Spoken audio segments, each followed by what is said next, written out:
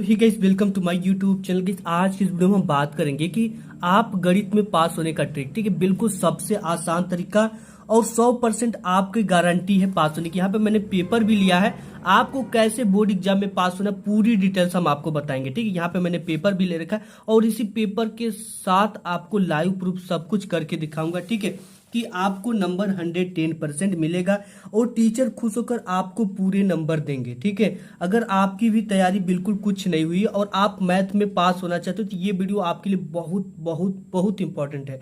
ठीक है, और बिना पढ़े आपको ऑब्जेक्टिव क्वेश्चन को सही कैसे करना है, बिना कुछ पढ़े, ठीक है, शॉर्ट और लॉन्ग प्रश्नों को उत्तर कैसे लिखना है बिना पढ़े बिना लिखे। ठीक है, कि आपको 110% ये मेरी गारंटी है कि अगर आप इस ट्रिक को लगा दोगे ना तो 110% आपको 101% आप बोर्ड एग्जाम मैथ में पास हो जाओगे। ठीक है, ये पास होने से आपको कोई नहीं रोक सकता, लेकिन आपको कुछ नहीं करना। इसके लिए आपको सबसे पहले वीडियो को लाइक कर और इसे एंड तक देख लेना है। ठीक है, ये वीडियो 10 से 15 मिनट की होगी, लेकिन बहुत इंपॉर्टेंट वीडियो है।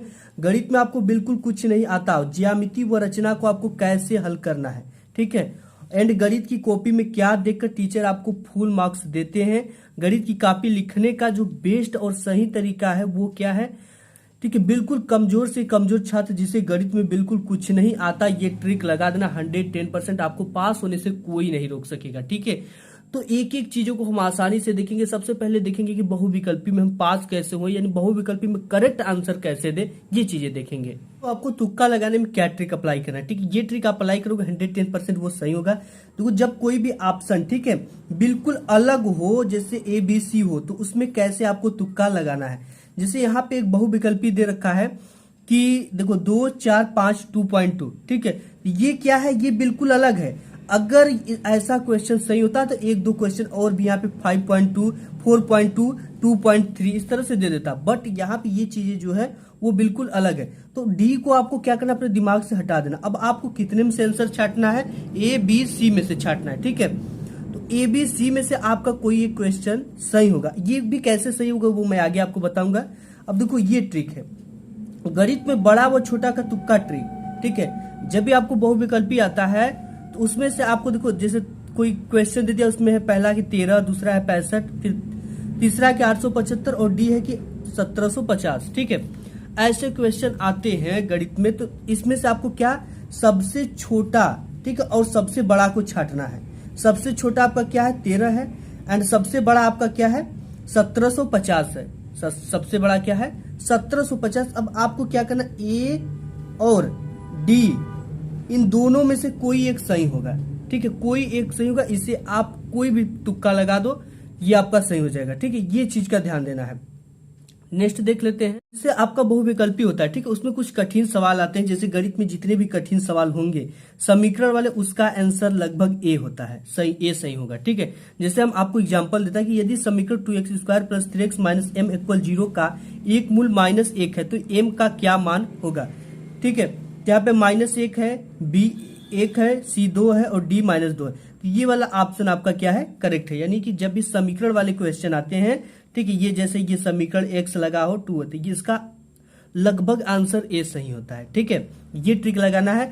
और एक चीज और देखो, जिस क्वेश्चन में दोनों ऑप्शन उसमें तुक्का कैसे लगाना। ठीक, जैसे आपको क्या कर देता है कि पहला क्वेश्चन दे दिया एंड दूसरा एंड तीसरा एंड चौथा। ठीक है, तो पहला दूसरा कुछ चीज लिख दिया, फिर तीसरा लिख दिया कि ए तथा बी दोनों सही है। ठीक, जैसे यहाँ पे मैं आपको दिखा देता हूं, जैसे यहाँ पे दे रखा है, दो त्रिभुज समरूप होते हैं यदि इनके संगत कोण बराबर है, यदि इनके संगत भुजाएं एक ही है, अनुपाती समानुपाती में हो, और तीसरा है कि उपयुक्त ए व बी दोनों, ठीक है, या इनमें से कोई नहीं।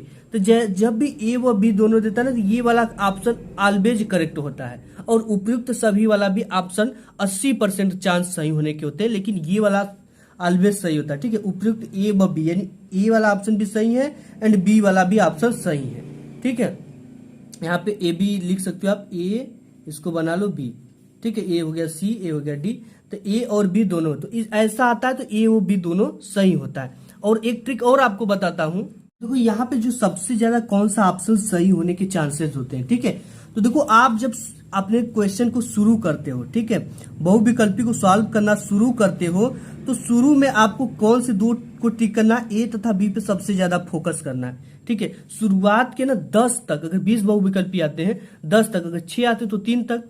ठीक है, आधा यानी आधा तक आपका ए बी जो सही होने के 80% चांस होते हैं, ए तथा बी ही सही होता है। ठीक है, तो शुरुआत में ए तथा बी मारो एंड लास्ट में आपको सी तथा डी मारना। जैसे यहाँ पे देखो कुछ शुरुआत के क्वेश्चन में आपको दिखा दूं, तो इसमें क्या सही हो रहा है, ए सही हुआ है। ठीक है, 7वां में क्या सही हुआ, ए सही हुआ। तो ये चीजें होती है कि शुरुआत में ए वाला ऑप्शन सही होता है एंड लास्ट में जो होता है ना वो सी सही होने लगता है, सी तथा डी। आप देख सकते हो कि हमने थोड़ा सा लास्ट में आया तो यहाँ पे लगभग डी सही हो रहा है, सी सही हो रहा है। ठीक है, डी सही हो रहा है, इस तरह से लगभग डी सी सही होते हैं अंतिम में जब आप जाओगे। ठीक है, तो इस तरह से आप क्या कर सकते हो, तुक्का लगा सकते हो एंड क्वेश्चन कैसे सॉल्व करना ये चीजें हम देख लेते हैं। देखो, अगर आपको कोई भी क्वेश्चन का आंसर या कोई भी सवाल बिल्कुल नहीं आ रहा तो आपको क्या करना है। ठीक है, वह ट्रिक जिसे देखकर टीचर मैथ में नंबर देते हैं, स्टार्टिंग इज मोस्ट इंपॉर्टेंट। ठीक है, स्टार्टिंग इज मोस्ट इंपॉर्टेंट, यानी आपको स्टार्ट कैसे करना है कि उसी चीज को देखकर टीचर आपको नंबर दे ही दे। ठीक है, मैथ में स्टेप मार्किंग होता है, ये चीजें तो आप जानते हो। तो अब आपको कैसे शुरुआत करनी है कि आपको जो भी क्वेश्चन नहीं आता उसके भी आपको नंबर मिले। ठीक है, तो ये मैं आपको अपने कॉपी लाता हूँ, ये कॉपी और पेपर से बताता हूँ लाइव प्रूफ। यहाँ पे एक पेपर हमारे पास, ठीक है, और इसमें क्वेश्चन दे रखा है कि यदि समीकरण a बराबर x square plus 5x plus 8 हो तथा b बराबर -2 हो तो a प्लस b का मान ज्ञात कीजिए। ठीक है, तो आपको कैसे ज्ञात करना, ये क्वेश्चन आपको बिल्कुल भी नहीं आता, फिर भी आपको इसमें नंबर मिलेंगे। ठीक है, कैसे मिलेंगे वो चीजें मैं आपको बताता हूँ। सबसे पहले आपको क्या करना है, लिखना है प्रश्नानुसार। ठीक है, ये चीजें सबसे आप ध्यान देना, प्रश्नानुसार।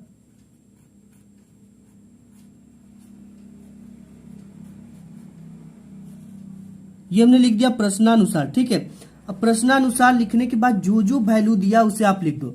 ए की वैल्यू दिया है तो आप यहाँ पे प्रश्नानुसार ए इक्वल दे रखा है, जो चीज है वो लिख दो। ए इक्वल एक्स स्क्वायर दे रखा है प्लस 5x दे रखा है प्लस 8 दे रखा है एंड b बराबर दे रखा है -2। ठीक है, तो यहाँ पे b बराबर रख दो -2। अब इसके बाद आपसे पूछ क्या रखा है, a प्लस बी का मान आपको ज्ञात करना है। ठीक है, लिखना है ज्ञात करना है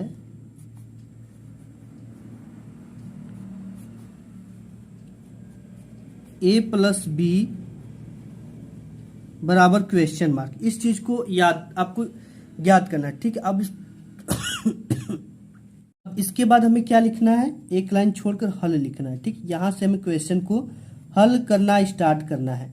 अब देखो इतना चीज हमने कर लिया। ठीक है, अगर आप बोर्ड एग्जाम में इतना भी करोगे ना तो ये 2 नंबर का तो आपको 1 नंबर मिलेगा, क्योंकि बोर्ड एग्जाम में स्टेप मार्किंग होता है और यहाँ पे ऑलरेडी आपने 3 स्टेप कर दिया।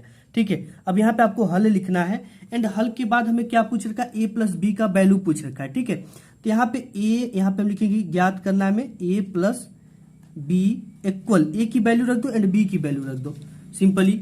यहाँ से a की वैल्यू क्या दे रखा है, x square plus 5x plus 8, इसको आप रखो x square plus 5x plus 8। ठीक है, और प्लस लगाना यहाँ पे, और b की वैल्यू क्या, -2, इसे हम रख देंगे -2।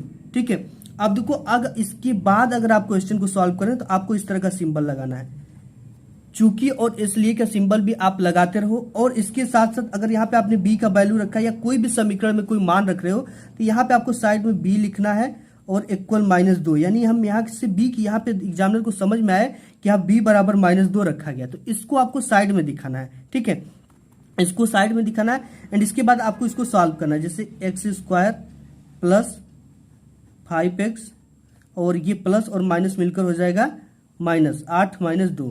ठीक है, फिर आपको इस तरह का एरो लगाना है, x square plus 5x plus 8 में से 2 गया 6। ठीक है, तो देखो अगर आप इस वैल्यू को यहाँ पे सिंपली जो वैल्यू दिया था उसको भी रख दोगे तो आपको 1 नंबर मिलना तय है, क्योंकि ये हमने बताया कि स्टेप मार्किंग होता है मैथ में। और एक और आगे ट्रिक आपको बताऊंगा। ठीक है, तो ये चीजें अगर इतना भी आप कर आते हो तो 1 नंबर आपको मिलेगा, लेकिन आपने प्रश्नोत्तर संख्या 1 का क, ठीक है, जैसे हमने यहाँ पे 1 का ये क सॉल्व करे थे तो क लिखना, आप यहाँ पर भी क लिख सकते हो और यहाँ पर भी क लिख सकते हो। ठीक है, कोई दिक्कत नहीं है। इसके बाद दूसरा क्वेश्चन करोगे तो 3 लाइन छोड़कर आपको ख डाल देना वहां पे।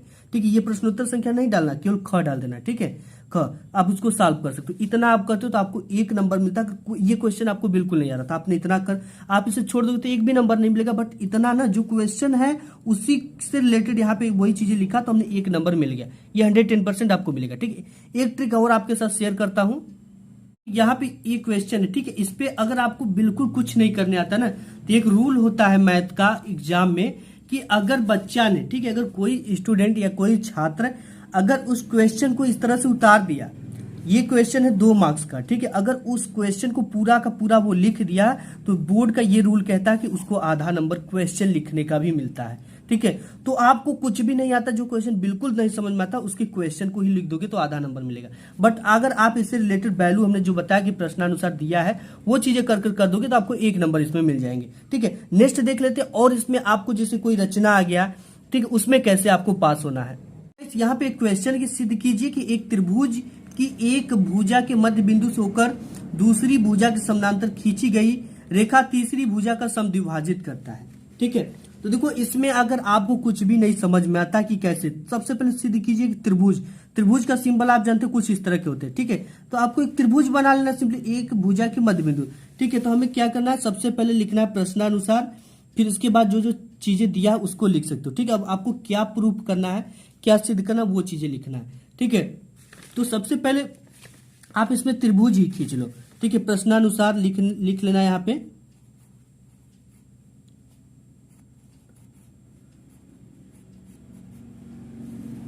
प्रश्नानुसार, इसके बाद जो वैल्यू दिया है, ठीक है, दिया है के बाद हमें क्या करना है, सिद्ध करना है। तो यहाँ पे लिख लेना है सिद्ध करना है। ठीक है, सिद्ध क्या करना है कि हमें एक सिद्ध कीजिए, त्रिभुज खींचना है। ठीक है, दिया है और हमें सिद्ध करना है।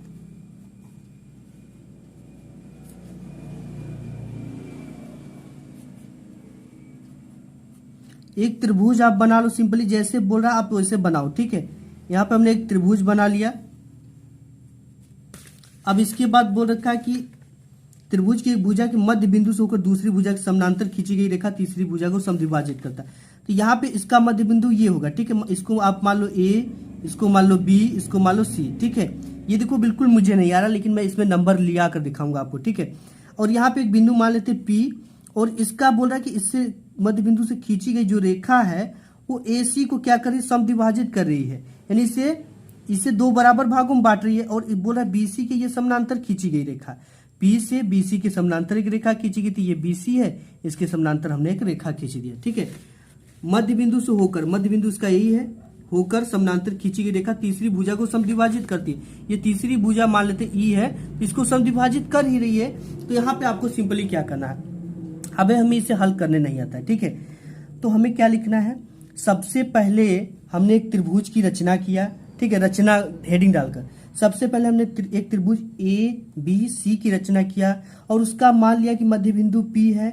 मध्य बिंदु पी से बीसी के समानांतर एक रेखा खींचा जो कि मध्य बिंदु एसी, जो कि भुजा एसी को क्या कर रही है, समद्विभाजित कर रही है। तो हमें सिद्ध करना है। इतना भी अगर आप लिख दोगे ना, तो ये अगर 2 मार्क्स का है तो आपको 1 नंबर 110% गारंटी के साथ मैं कहता हूं कि मिलेगा। ठीक है, कोई भी क्वेश्चन आपको बोर्ड एग्जाम में छोड़ना नहीं। मैं जो भी आपको ट्रिक बताया वो ट्रिक आपको फॉलो करके आना, 110% आपको पास होने से कोई नहीं रोक पाएगा। ठीक है, तो आज की इस वीडियो में बस इतना ही, मिलूंगा नेक्स्ट वीडियो में, तब तक के लिए धन्यवाद।